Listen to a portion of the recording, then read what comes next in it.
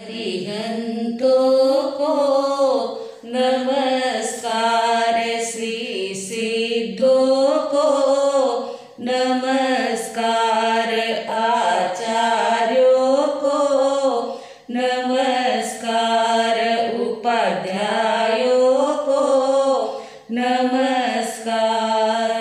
जग में जितने साधु गण हैं, जग में जितने साधु गण हैं, मैं उनको वंदू बार बार, मैं उनको वंदू बार बार। अरिहंतों को नमस्कार, श्री सिद्धों को नमस्कार। ध्यान मूलम गुरुर्मूर्ति, पूजा मूलम गुरुपदम, मंत्र मूलम गुरुर्वाक्यम, मोक्ष मूलम गुरुकृपा, मोक्ष मूलम गुरुकृपा। अनंतकारी पूज्य वरों के चरण कमल में कोटिशा वंदन। अनंतकारी जन जन के आस्था केंद्र आचार्य सम्राट गुरुदेव पूज्य श्री आनंद ऋषि जी महाराज साहब के पावन स्मृति में शतशः अभिवादन। वर्तमान आचार्य डॉक्टर शिवमुनि जी महाराज साहब, युवाचार्य पूज्य महेंद्र ऋषि जी महाराज साहब, प्रवर्तक पूज्य श्री कुंदन ऋषि जी महाराज साहब के चरण कमल में कोटिशः वंदन। तपस्वी रत्न पूज्य किशन मुनि जी महाराज साहब, श्रुत स्थविरा प्रखर व्याख्याता गुरुनी मैया डॉक्टर पूज्य धर्मशिला जी महाराज जी के पावन स्मृति में शतशः अभिवादन। उपस्थित धर्मप्रेमी भाइयों, करुणामूर्ति माताओं तथा बहनों, हम बड़ी साधु वंदना के ऊपर विचार कर रहे हैं। अंतकृत दशांग सूत्र में जो जो अंतकृत केवली है उनका वर्णन चल रहा है। हमने पहले कृष्ण महाराज की रानियां, पुत्र वधु, इनका वर्णन देखा। अभी श्रेणिक महाराज का और उनकी अंतपुर की रानियों का वर्णन चालू हो रहा है। श्रेणिकनी रानी काली अधिक दश जान, दस पुत्र वियोगे सांभळी वीरनीवान, चंदन बाला पे संयम लई जान, तब कधी देजोसी पहुंची छे निर्वाण। श्रेणिकनी रानी काली अधिक दश जान, श्रेणिक महाराज की 10 रानियां जो पुत्र के वियोग से भगवान महावीर स्वामी की वाणी सुनकर के संयम अंगीकार कर लेती है और भगवान महावीर स्वामी उन्हें चंदन बाला सती के पास में ज्ञान ध्यान आदि सीखने के लिए शिष्या के रूप में सौंप देते हैं। वे तब जब साधना आराधना करके अपने देह को समर्पित कर देते, झोंस देते, यानी पूर्ण जीर्ण शीर्ण करके निर्वाण को प्राप्त हो जाते हैं। उसका वर्णन इसमें किया गया है। महावीर स्वामी के काल में श्रेणिक महाराजा राजगृही नगरी जो मगध देश और अंग देश की राजधानी थी, वहाँ के राजा थे श्रेणिक महाराज। और इसी नगरी के राजा यानी राजगृही के ही राजा होने के कारण वे अत्यंत प्रसिद्ध थे, अत्यंत प्रशस्त थे।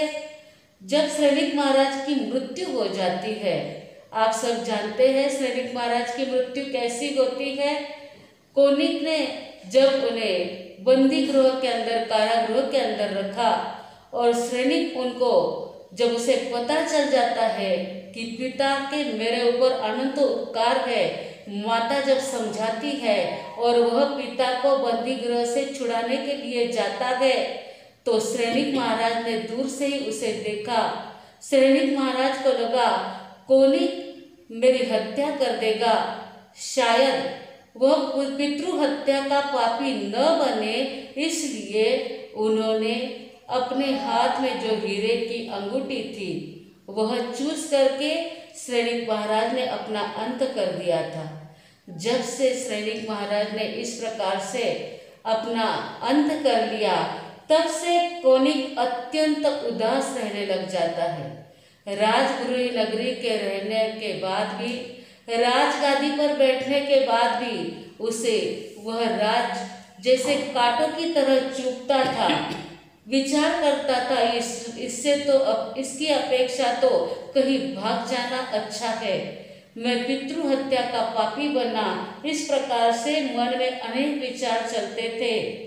तब मंत्री आदि उन्हें सलाह देते हैं कि हे राजा, इस राजगृही नगरी में श्रेनिक महाराज राज करते थे, उस गादी के ऊपर आपका मन नहीं लगता है तो यह छोड़ करके अपना चंपा नगरी के अंदर चले जाएंगे और वह चंपा नगरी को राजधानी बनाएंगे। मंत्री की सलाह से चंपा नगरी को राजधानी बनाते हैं और वहां से ही मगध देश और अंग देश का राजकाज संभालने लग जाते हैं। अब थोड़ा बहुत तो वह चंपा नगरी में रहने के बाद मन को जरा सा ठीक किया न किया, तब तो जो पटरानी है पद्मावती, वह पद्मावती रानी कहती है कि आप तो केवल राजा बने हो, परंतु सच्चा सुख तो आपके छोटे भाई अहल और विहल वे मान रहे हैं। ये आपके भाई है, आप राजा हैं, परंतु सुख से सेजनक हाथी के ऊपर घूमते हैं। उनकी रानियां 18 सरह वाला 18 लड़ियों वाला वंकचुल हार पहन के घूमती है, और हम आपकी रानियां, हमारे लिए ऐसा तो कोई देवता ने दिया हुआ आभूषण भी हमारे पास में नहीं है। कोनिक राजा बहुत समझाते हैं, अपने भाग में राज्य आया है और उनके भाग में पिताजी ने हार और हाथी दिया है, वह मांगा नहीं जाता है, परंतु स्त्री हट, उस हट को कौन रोक सकता है। बहुत ज़्यादा बार बार कहने के बाद जब रानी नहीं मानती है तो कोनिक राजा अपने तरफ से एक दूध भेजता है और हार और हाथी मांगने के लिए उस हल और विहल के पास में जाता है दूध। तब दोनों कहते हैं, ये तो हमें भाग में मिला है, आप उसको कैसे मांग सकते हो। परंतु बार बार कोनिक के पास से उन्हें धमकाया जाता है, दबाया जाता है, तो दोनों ही भाई हल और विहल विचार करते हैं कि ये तो अपने पीछे ही पड़ गया है और अपने पास में इतनी शक्ति नहीं है कि जो इसको हरा करके ये हम अपना विजय प्राप्त कर सके। इसलिए वे दोनों ही भाई अपने जो नाना है चेटक महाराजा, उनके पास में जाते हैं, उनकी शरण में जाते हैं। चेटक राजा वैसे उपासक थे, श्रावक थे, युद्ध करना नहीं चाहते थे, परंतु अन्याय के सामने तो लड़ना ही चाहिए, इसलिए युद्ध करने के लिए तैयार हो जाते हैं। और एक साइड में चेटक राजा है और दूसरी साइड में कोनिक राजा है। कोनिक राजा के सेना में 11 राजा, 33,000 हाथी, 33,000 घोड़े, 33,000 रथ, 33 करोड़ पैदल सैनिक आदि था। और चेटक राजा की सेना में 9 मल्ली 9 लच्छी ऐसे 18 देश के राजा थे। 57,000 हाथी, 57,000 घोड़े, 57,000 रथ और 57 करोड़ पैदल सैनिक, ये सारे एक दूसरे के साथ में युद्ध करने के लिए तैयार हो जाते हैं। इस युद्ध के अंदर कोनिक की विजय हो जाती है, क्योंकि कोनिक ने मित्रदेव की सहायता ली थी और देवता की सहायता से वे विजय को तो प्राप्त कर लेते हैं, लेकिन विजयी होने के बाद भी उनके मन में विजय का कोई आनंद नहीं था। उसका कारण जिस वस्तु के लिए युद्ध किया गया था वह हार तो देवलोक के देवता लेकर के चले जाते हैं, और हाथी ने देखा कि मालिक को छोड़कर जाना पड़ेगा, इसलिए वह धकधकते अंगारे जिस खाई के अंदर थे उस खाई में पड़ करके हाथी अपना आत्मघात कर लेता है। मित्र देवता के कारण तो विजय प्राप्त हुई थी, वैसे तो इतनी शक्ति नहीं थी, परंतु मित्र देव के कारण तो विजय प्राप्त कर ली, परंतु विजय विजय नहीं रही, क्योंकि न हाथ में हार आया न हाथी आया।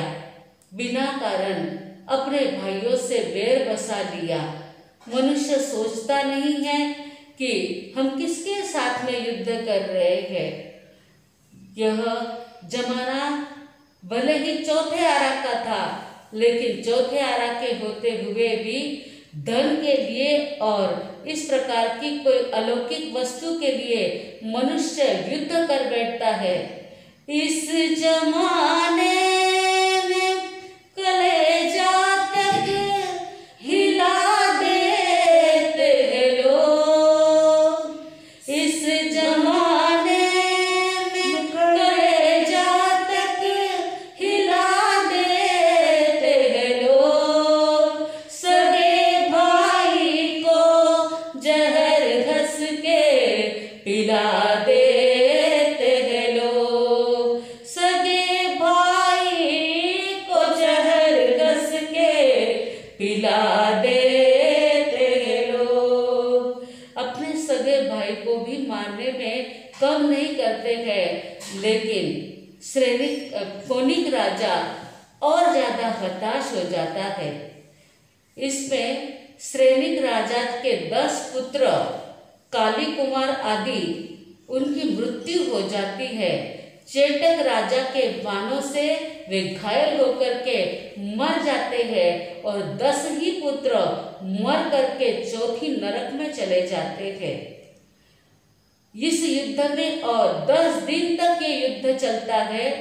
ये रथ मुसल और शिलाकंटक युद्ध में तो 2 दिन में ही 1,80,00,000 सैनिकों की मृत्यु हो जाती है। कितना मनुष्य जन्म अनमोल है, लेकिन छोटी छोटी बातों के लिए कितने कितने जीवों की हिंसा मनुष्य कर लेता है, अपने जीवन को व्यर्थ गवा देता है। मूर्ख जन्म गवायो रे मन, मूर्ख जन्म गवायो। कर अभिमान विषय रस राचो, कर अभिमान विषय रस राचो। हाथ कछु नहीं आयो, नहीं आयो। मूर्ख जन्म गवायो रे मन, मूर्ख जन्म गवायो। मूर्ख के समान मनुष्य अपने जीवन को ऐसे ही युद्ध में, क्लेश में, द्वेष में बिगाड़ देता है, लेकिन हाथ में कुछ भी नहीं आता है। न कोनिक के हाथ में कुछ रहा, न हल और विहल के हाथ में कुछ रहा। हल और विहल तो समझ जाते हैं, भगवान महावीर के चरणों में जाते हैं, भगवान महावीर स्वामी की देशना सुनते हैं और उन्हें भी वैराग्य आ जाता है, वे दीक्षा ले लेते हैं। इस बाजू 10-10 पुत्रों का वियोग होने के कारण उनकी जो माताएं हैं काली आदि, वे सभी भी दीक्षा ले लेती है और दीक्षा लेकर के काली आदि दश दान दशे पुत्र वियोगे सामरी विरणीवान, चंदन बाला के संयम लई हुई जान, तप करी दे जोशी पहुंची से निर्वाण। वे तपस्या करके निर्वाण को प्राप्त हो जाती है। काली महारानी ये सभी चंपा नगरी में है, क्योंकि कोनिक राजा चंपा नगरी में रहते थे और ये सारी के सारी चंपा नगरी के अंदर ही रहती थी। तो काली रानी ने दीक्षा पर्याय 8 वर्ष तक दीक्षा पर्याय का पालन किया। उसमें रत्नावली तप किया, जो रत्नावली तप 5 वर्ष 2 मास और 28 दिन तक चलता है। दूसरी जो सुकाली रानी है वह 9 वर्ष तक संयम पर्याय का पालन करती है। उन्होंने कंकावली तप किया, जो 5 वर्ष 9 मास और 18 दिन तक चलता है। महाकाली आर्या ने 10 वर्ष तक संयम का पालन किया। उन्होंने लघु सिंह निष्क्रिय तप किया जो 2 वर्ष 28 दिन तक चलता है। कृष्णा आर्या ने चंपा नगरी के अंदर रहने वाली कृष्णा आर्या ने भी 11 वर्ष तक संयम का पालन किया। महासिंह निष्क्रिय तप किया जो 6 वर्ष 2 मास और 12 दिन तक चलता है। श्री कृष्णा आर्या ने 12 वर्ष तक संयम पर्याय का पालन किया।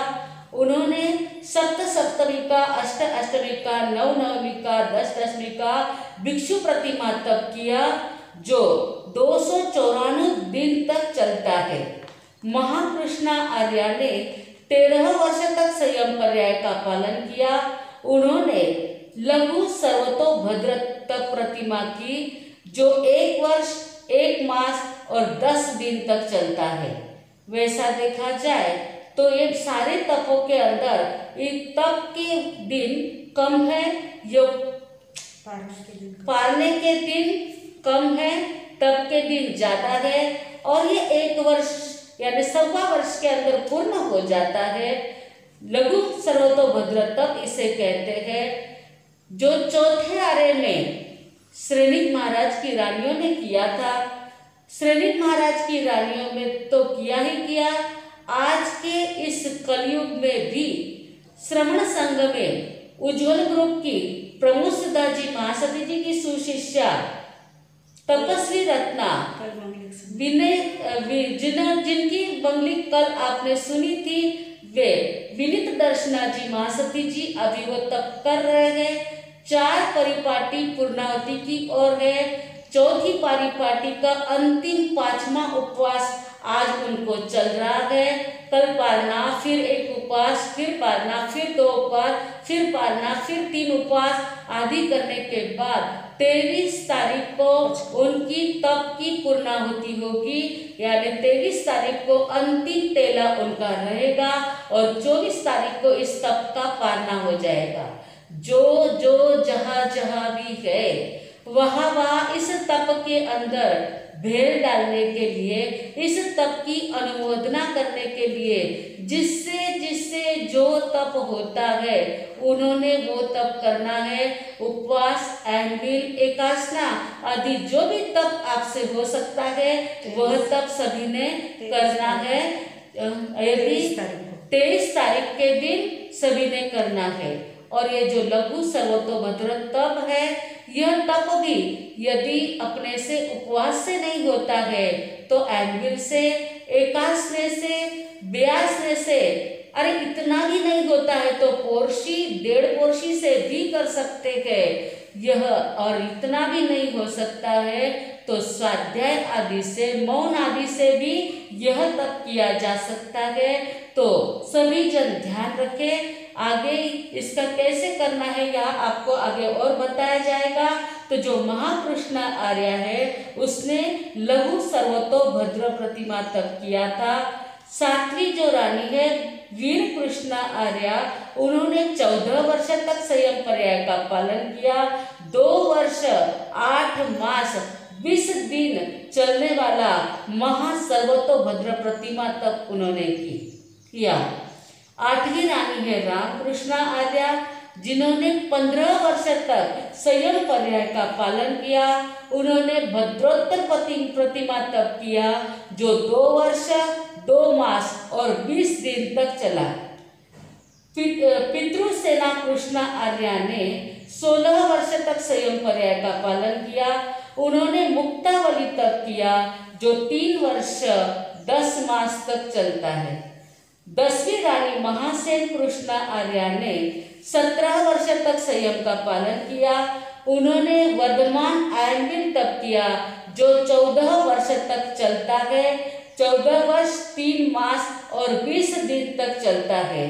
इस प्रकार से इतनी बड़ी तपस्या श्रेणिक महाराज की रानियों ने की थी, जिनके तप कर करके रक्त मांस सूख गए थे, हड्डियां खड़ खड़ बजने लग गई थी।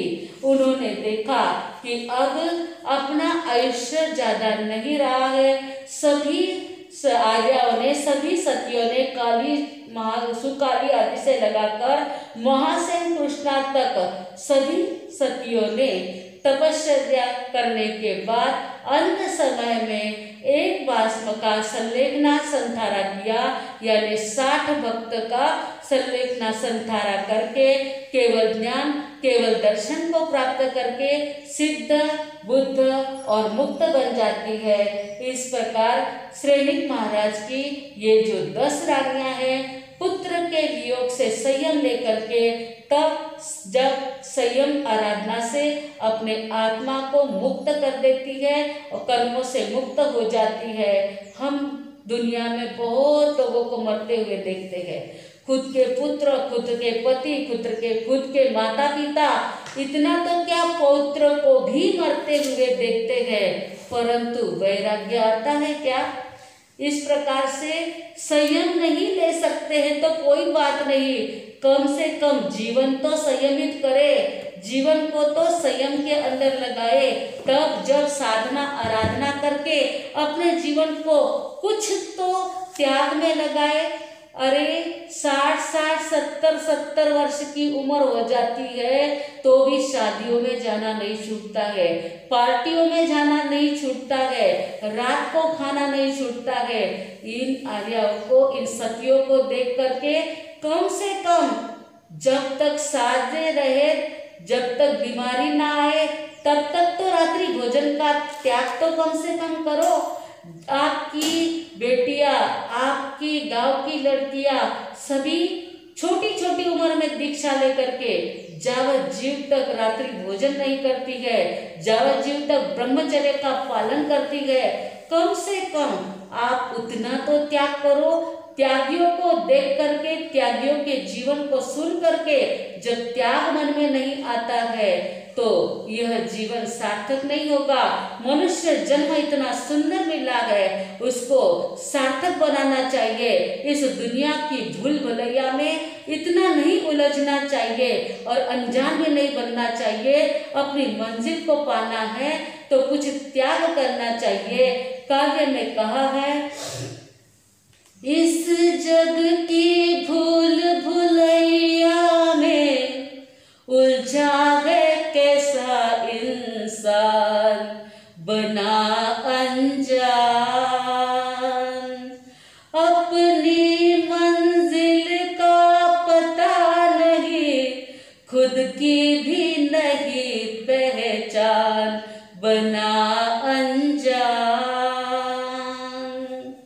जहर हलाहल खाता है फिर भी जीना चाहता है, अमृत पीने आया था पर अब उसको ठुकराता है, अक्ल का ठेकेदार बना देख कितना बना नादान बना अनजान।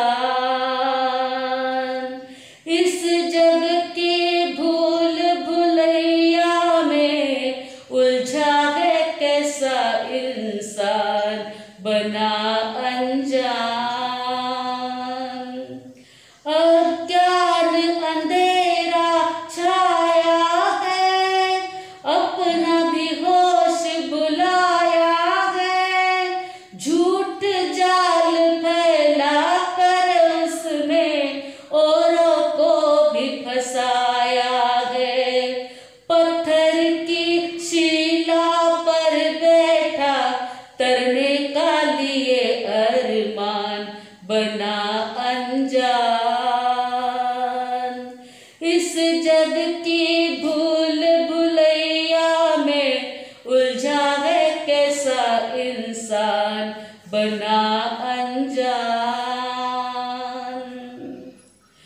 कोरोना यह आता है, अशांति राग सुनाता है, जाना था पूरब को पर पश्चिम को बढ़ते जाता है, बारूद के ढेर पे बैठा है शांति का सुना